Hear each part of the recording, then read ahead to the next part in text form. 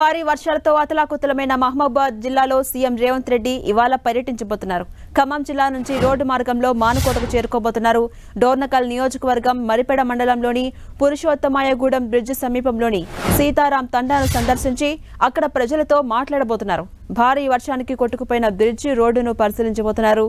ఇక మధ్యాహ్నం 12:30 మహబూబాబాద్ జిల్లా కలెక్టరేట్ను చేరుకోబోతున్నారు. సీఎం అక్కడ వరదల వల్ల జరిగిన నష్ట నివారణ చర్యలపై సమీక్ష చేయబోతున్నారు.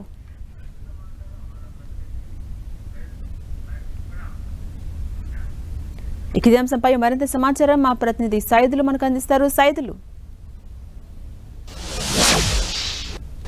ఝాన్సీ ప్రకృతి వైపరీత్యాలకు భారీగా నష్టపోయినటువంటి ఉమ్మడి ఖమ్మం జిల్లాకు సంబంధించినటువంటి బాధితులను పరామర్శించేందుకు అండగా ఉంటానని సీఎం రేవంత్ రెడ్డి నిన్న సూర్యాపేటలో పర్యటించి ఆ తర్వాత ఖమ్మంలో కూడా పర్యటించారు. ప్రస్తుతం ఆయన రాత్రి కూడా ఇక్కడే రెవెన్యూ శాఖ మంత్రి పొంగులేటి శ్రీనివాసరెడ్డి ఇంట్లో బస చేశారు. ఇప్పుడు మంత్రులతో కూడా మంత్రులతో కూడా అటు జిల్లా ఇన్ఛార్జ్ మంత్రి కోమటిరెడ్డి వెంకటరెడ్డి, అదేవిధంగా తుమ్మల నాగేశ్వరరావుతో, పొంగులేటి శ్రీనివాసరెడ్డితో ముగ్గురుతో కూడా ఆయన సమావేశం ఏర్పాటు కాబోతున్నారు. కొద్దిసేపట్లోనే ఆయన ఇక్కడి నుంచి నేరుగా గంగారం తండకు సంబంధించి పూర్తి తండ్రి కూతురు ఇద్దరు కూడా హైదరాబాద్ బయలుదేరి వెళ్తుండగా అబ్బాయిపాలెం దగ్గర వాగులోకి చిక్కుకొని ఇద్దరు కూడా మృత్యువాత పడారు. ఆ కుటుంబాన్ని పరామర్శించేందుకు గంగారం తండ వెళ్తున్నారు. బై రోడ్డుగా గంగారం తండ నుంచి నేరుగా సీతారాం తండకు వెళ్తారు. సీతారాం నగర్ తండకు సంబంధించి కూడా అక్కడ కూడా ప్రకృతి వైపరీత్యాలతో కూలిపోయినటువంటి ఇళ్లను, పంట పొలాలను, రోడ్లను కూడా నేరుగా ఆయన పరిశీలించనున్నారు. పరిశీలించడంతో పాటు అక్కడ ప్రజలకు భరోసా కల్పించేందుకు కూడా ఆయన వాళ్ళతో మాట్లాడి నేరుగా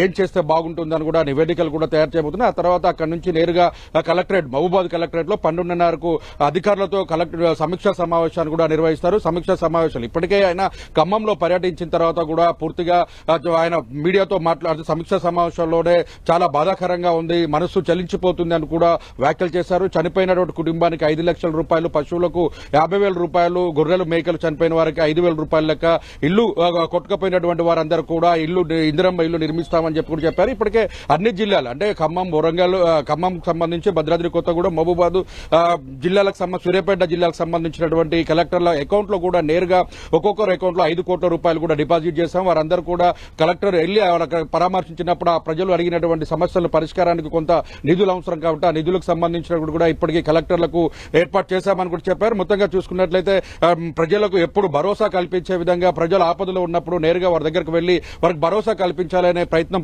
కాంగ్రెస్ ప్రభుత్వం చేస్తున్నారని కూడా చెప్పారు. ఇప్పటికే అటు మంత్రులతో పాటు 3 మంత్రులు కూడా మొత్తం అన్ని జిల్లాలకు సంబంధించిన మంత్రులు కూడా ప్రకృతి వైపరీత్యాల్లో ప్రజల్లో ఉంటూ ప్రజలకు సహాయ సహకారాలు అందిస్తూ వారితో మమేకంగా ఉంటున్నారని కూడా మంత్రివర్గాన్ని కూడా అభినందించారు. ఆయన అనుకున్న దానికంటే ఎక్కువనే పనిచేస్తున్నారంటూ కూడా కితాబిచ్చిన పరిస్థితి అయితే ఉంది. అదేవిధంగా కేటీఆర్ చేసిన విమర్శలకు కూడా ఆయన కౌంటర్ చేసిన పరిస్థితి. ఎందుకంటే విదేశాల్లో ఉన్న, అమెరికాలో ఉంటూ కూడా ప్రకృతి వైపరీత్యాలపై రాజకీయాలు చేస్తున్నారంటూ అటు బీఆర్ఎస్ పార్టీని కావచ్చు, కేటీఆర్ ని, అదేవిధంగా మాజీ సీఎం కేసీఆర్ ను కూడా విమర్శలు చేసిన పరిస్థితి. ఆయన చేసిన విమర్శలపైన కూడా ప్రత్యేక కౌంటర్ కూడా ఏర్పాటు చేశారు. అందుకని మొత్తంగా చూసుకున్నట్లయితే బురద రాజకీయాలు చేయొద్దంటూ కూడా హితో పలుకుతూనే ఇప్పటికే ఖమ్మం జిల్లాతో పాటు సూర్యాపేట జిల్లాకు సంబంధించి, మహబూబాబాద్ జిల్లాకు సంబంధించినటువంటి లోతట్టు ప్రాంతాల్లో నష్టం జరిగిన ఏదైతే ఉందో ఆ నష్టానికి సంబంధించిన నివేదికలు వెంటనే తయారు చేయాలి.